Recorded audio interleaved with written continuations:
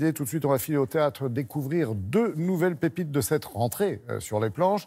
Et cette semaine, Jean-Philippe Viau nous a choisi deux pièces adaptées de célèbres romans à découvrir ou à redécouvrir sur les planches. En effet, ce sont de super et profonds seuls en scène que je vous propose cette semaine avec ces deux spectacles aussi utiles que salutaires. Le premier d'entre eux, c'est L'Angoisse du roi Salomon, que l'on doit à Romain Gary. Bruno Abraham Kremer, qui en interprète les multiples intervenants, n'a pas son pareil pour nous entraîner dans un voyage initiatique plein d'humour et de poésie. C'est lui-même qui en signe la mise en scène. 25 000 oiseaux morts dans le mazout. Putain, j'ai gueulé comme d'habitude. Et M. Salomon s'est indigné, lui aussi. Nous avons parlé des espèces en voie d'extinction, ce qui était normal, vu qu'à son âge, il était le premier menacé. C'est une rencontre entre un jeune homme qui a 25 ans à l'époque, qui raconte cette histoire 25 ans plus tard, à son fils. Et il lui dit en gros, ben voilà, quand j'avais ton âge, j'étais chauffeur de taxi, et j'ai rencontré un très vieux monsieur, incroyable, qui s'appelait M. Salomon, et qui a changé ma vie, et il faut que je te raconte cette histoire. C'était comme un chien à la fourrière qui vous regarde à travers la grille. Ils ont ça dans le regard, suppliant. C'est ce qu'on appelle sentimentalisme chez les salauds. Monsieur Salomon, personnage évidemment assez haut en couleur, a décidé finalement, comme il est assez en colère contre le ciel, de réparer tout ce que ne fait pas le bon Dieu. Et notamment, il essaye de prodiguer ses largesses, comme il dit, à ceux qui n'y croient plus. Merde alors, un mec de 84 piges qui va consulter une voyante pour qu'elle lui dise ce qu'il attend.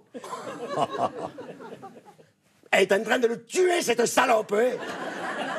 C'est avant tout une histoire d'humanité, à la fois mêlée d'humour, mêlée de gravité aussi parfois. C'est évidemment un bonheur qui est proche d'Audiard, de toute cette langue du parler parisien, de tous ces accents de la langue parisienne. C'est curieux comme le passé redevient vif quand on devient vieux. Je pense de plus en plus souvent à elle. Oui, moi je pense que 35 ans ça suffit comme rancune, quoi. C'est même pas élégant, vous qui êtes si bien habillés. L'autre seul en scène qui suit est également une performance théâtrale réunissant en une seule personne, comédien et auteur. Avec Monsieur Ibrahim et les fleurs du Coran, Éric Emmanuel Schmitt signe là une des plus belles histoires qu'il ait imaginées. En y incarnant lui-même tous les protagonistes, il en donne ici une nouvelle résonance avec des mots forts, nécessaires et surtout captivants. C'est fou, monsieur Ibrahim, comme les vitrines de riches sont pauvres. Il n'y a rien là-dedans. C'est ça le luxe, Momo. Rien dans la vitrine, rien dans le magasin, tout dans le prix.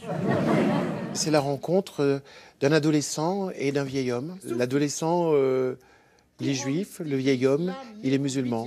Deux êtres auxquels personne ne fait attention. Mais chacun, jetant un regard sur l'autre, va changer sa vie et la vie de l'autre. Eh ben voilà, une fois de plus, les dictionnaires n'expliquent bien que les mots qu'on connaît déjà.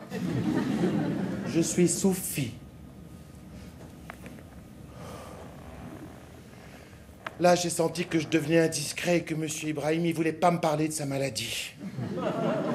Monsieur Ibrahim et Momo ne s'arrêtent pas aux apparences. Le fait que les êtres soient de plusieurs confessions est un enrichissement. Sur la Terre, il n'y a pas que des conflits à cause de la religion. Avec Monsieur Ibrahim, je découvrais que les juifs, les musulmans et même les chrétiens, ils avaient eu plein de grands hommes en commun avant de se taper sur la gueule. Un mélange de rire, de tendresse. En écrivant Monsieur Ibrahim, je voulais emmener les gens dans un voyage.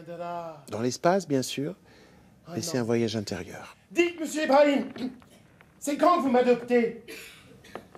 Et il m'a répondu, moi aussi pour rigoler, mais dès demain si tu veux, mon petit Momo. Vous aurez compris que ces deux magnifiques spectacles sont évidemment à voir ou revoir sans l'ombre d'un doute. Que ce soit avec L'Angoisse du roi Salomon ou bien avec Monsieur Ibrahim et les fleurs du Coran, on assiste là à de purs et grands moments d'humanité. Chacun de ces récits vise clair et juste, on s'y régale, on s'y promène, on s'y laisse prendre sans résister, avec rire, sourire, tendresse, drôlerie et surtout émotion. Bref, que du bonheur, bon spectacle à tous, bon théâtre et à très vite.